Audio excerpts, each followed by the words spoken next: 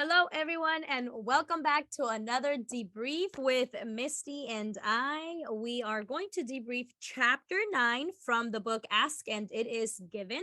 Chapter 9 is titled The Hidden Value Behind Your Emotional Reactions. So, I don't know if any of you guys have ever experienced where someone says, "Oh, you're so sensitive," or "You're very emotional." And or you wear your emotions in your sleeves. So I know for me personally, I probably have heard all three at very different points of my life.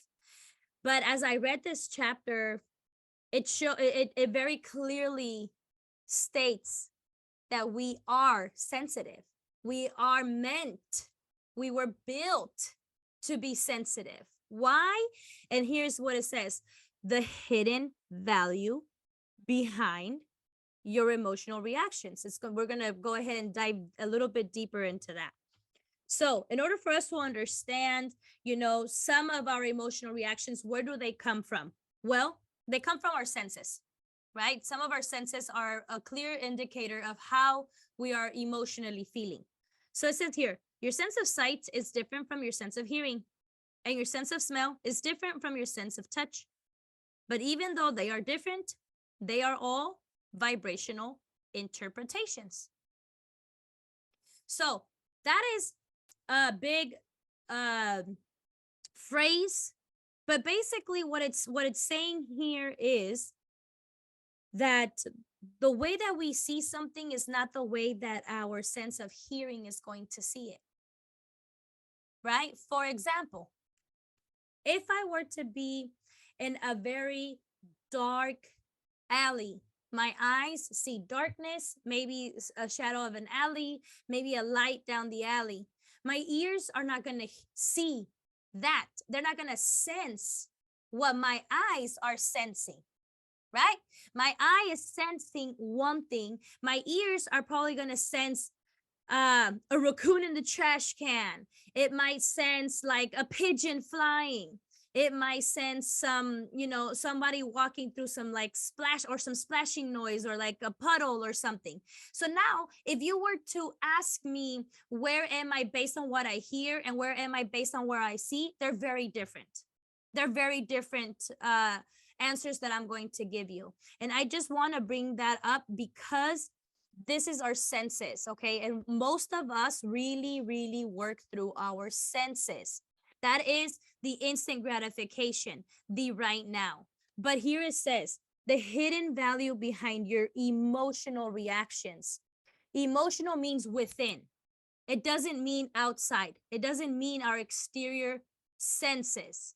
It's talking about the value inside of your emotions. I feel like I kind of went around in a big circle, but what I'm really trying to get to is we're going to focus on the inside and not our senses. And that's why I gave that story about if you were to see something with your eyes, it'll interpret one story as if you were to give a story of what your ears heard, right? But when it comes to our emotions, it's our emotions. They are what they are, right? So here it basically says you were born with sensitive, evolved, sophisticated translators of vibrations that help you understand and define your experience.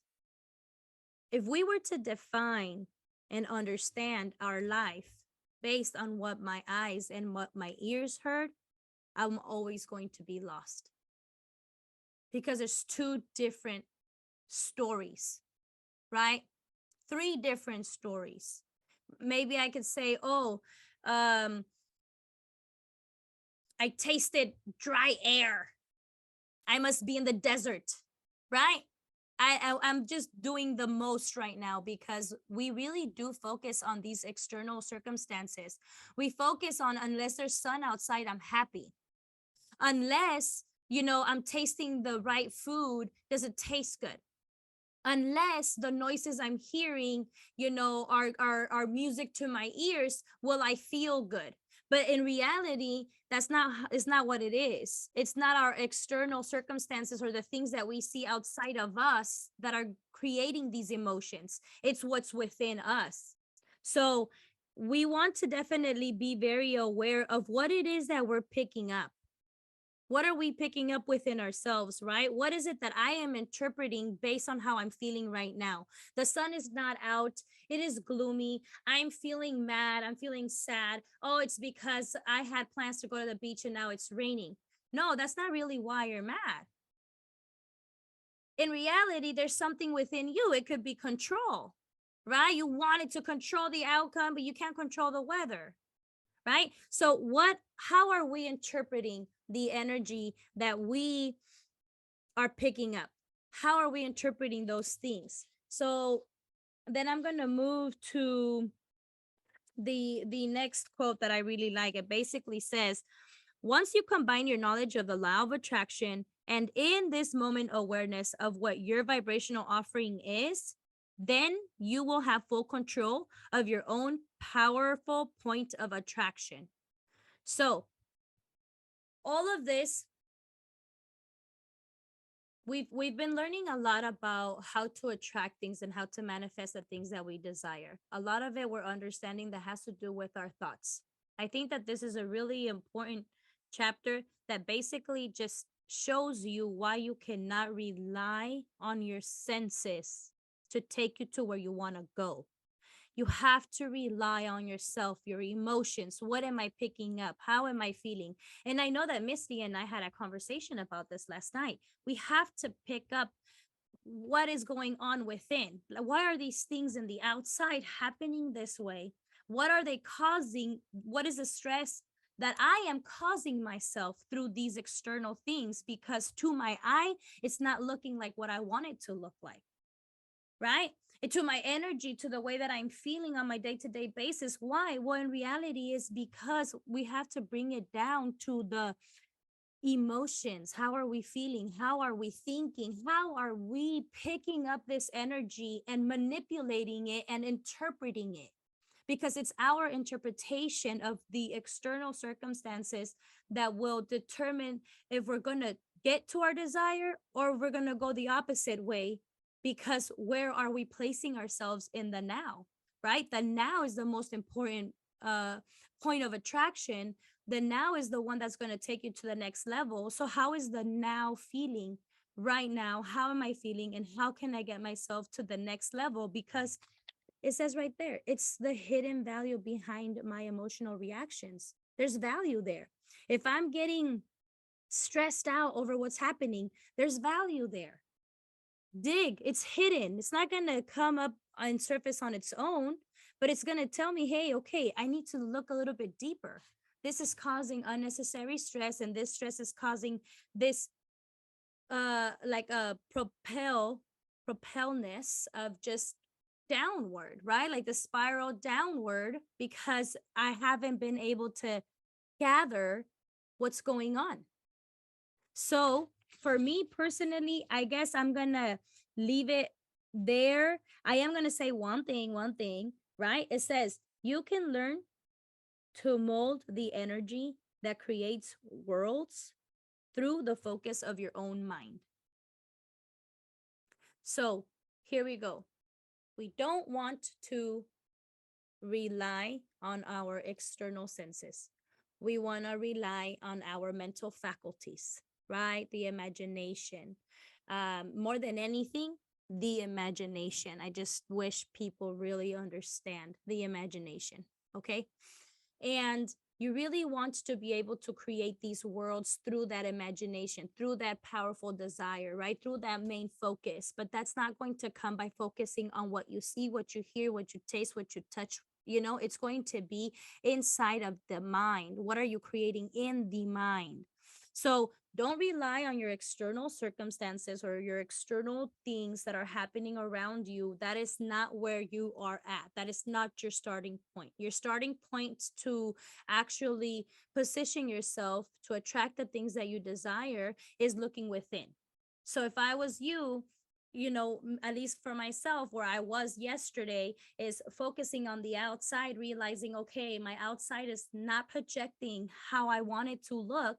Therefore, now let me look within, because nothing in the outside I can change. I'm not relying on my senses. Boom, that's gotta go. I have to focus on my emotions so that my point of attraction moving forward can be different. Because if my external circumstances are not the way that I would like for them to be, it's because it was yesterday's thinking. Today's thinking is going to create tomorrow's, or a minute from now, or an hour from now. So look within. When you look within, you're going to realize I am a very sensitive person. I was built that way. And I even wrote it right here. Never let someone tell you that you are too sensitive, because it says here, you were born with sensitive, evolved, sophisticated translators. Sensitive. So when someone tells you, oh, you don't have tough skin or take it in the chin, you don't have to. You sense something that doesn't go with who you are. And that's okay. But never let someone tell you you're too sensitive, because you understand your emotions differently than they do. And that's okay too. So definitely learning to mold the energy is going to be within you. Looking within myself, I realize I need to start changing the way that I think, the way that I feel, and just these little minuscule, or whatever the word is. Okay, guys. But this small thing, that happens in your head that you don't catch it, but if you're quiet enough, you hear it talk to you, and sometimes it's not too nice. Those very little ones, where you're like in the shower, where you're in a such good mood, and you're feeling so good and fresh and just excited, and then this little negative thought comes in there. Those are the ones that you have to really try to be silent enough to catch, because they're the ones that try to creep in when you are at your most vulnerable. You're relaxed, you're calm, and then here comes this little crappy voice that says, oh, blah, blah, blah. And it gets you thinking about your dad. And now you're thinking all these negative things about your dad. And where did it come from? I was relaxed. My guard was down, right? But if you want to really mold that energy that creates worlds, AKA build that world for yourself, live that lifestyle that you want to live, then you're the one that has to learn how to mold that energy within you. Because we only have power over ourselves. That is all we have. The power is over ourselves. Everything else is out of our control. And it's going to be through the focus of our mind. I am super grateful to have Misty. Misty knows I am just like, I need this backbone. And Misty's the backbone. She's the heel. She's like everything. Okay. She's the skull. She's just like the whole thing, not the backbone. Because I just wish you guys knew. But she is that rock. Okay. And I would definitely, and why am I bringing it, is because we all need someone to remind us. We all need someone to lift us up. We all need someone that we are so see-through to them that we can't lie, that it forces us to tell the truth.